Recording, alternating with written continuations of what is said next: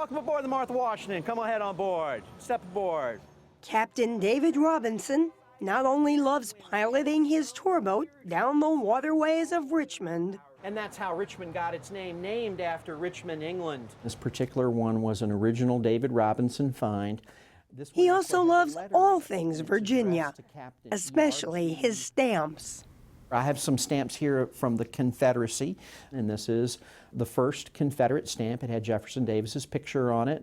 He first started collecting at the age of 10. What made you stick with it? Girls.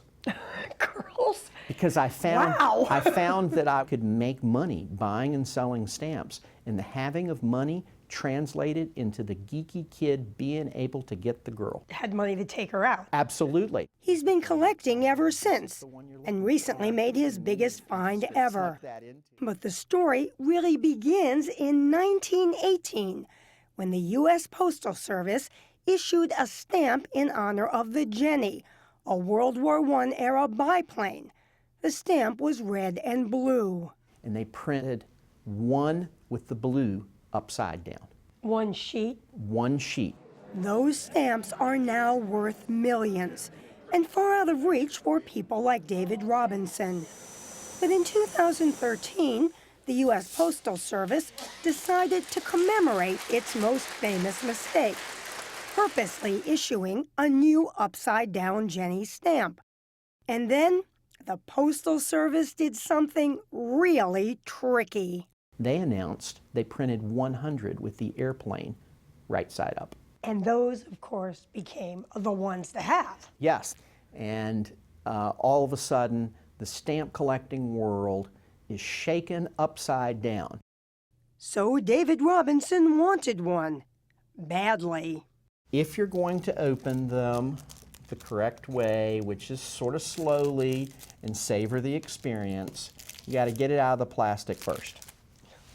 So then you got to get the cardboard. You got to dispense with the cardboard. He ended up spending almost $41,000 on sheets of Jennies. Yeah, not a winner. No cigar.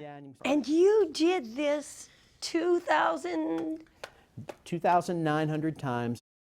That's when Robinson finally struck gold, finding a sheet of right-side-up Jennies. And he sold it at auction for $45,000 to an anonymous buyer.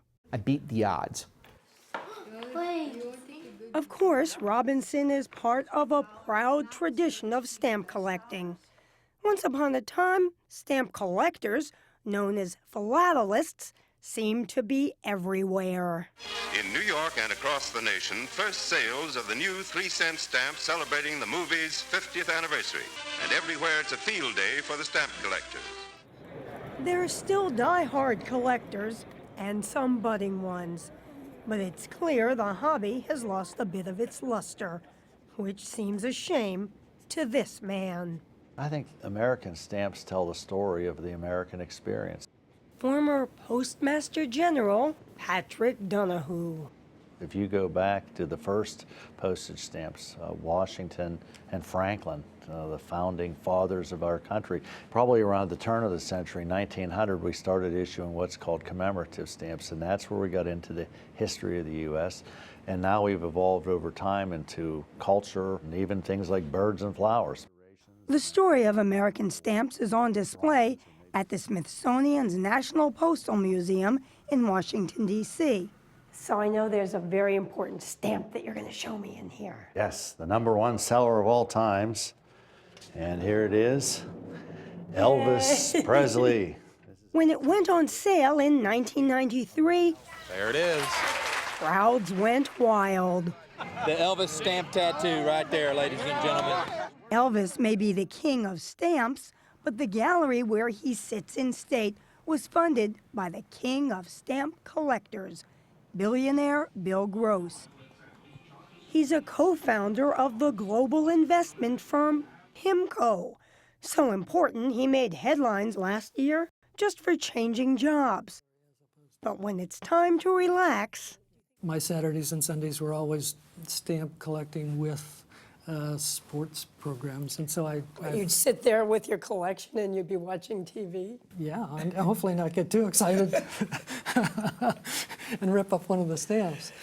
He's sold many of his stamps and given the money to charity, but acknowledges spending more than $100 million on his hobby over the years. Your aim was seriously to collect a copy of every single stamp that the U.S. put out in the 19th century, every single one. Yes. And how many were there? Well, there's probably 350 to 400 in total.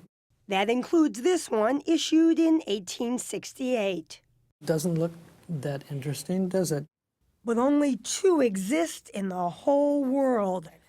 And he also got his hands on a more recent rarity that might look familiar. Remember that anonymous buyer of David Robinson's big find? This one, that, as you can tell, is right side up. And so I call it the inverted. That's right. Bill Gross was the winning bidder. Did I know what it was worth? Absolutely not. I simply knew that maybe at some point it could be worth $100,000. Please accept my thanks for letting me show off the greatest city in America. Thanks for coming out. David Robinson, back captaining his boat, doesn't care if Gross makes a profit off the deal. For him and his wife, it's not really about the money. We're famous. Gail and I are written into philatelic history now. Our picture was on the front page of Lynn's Stamp News.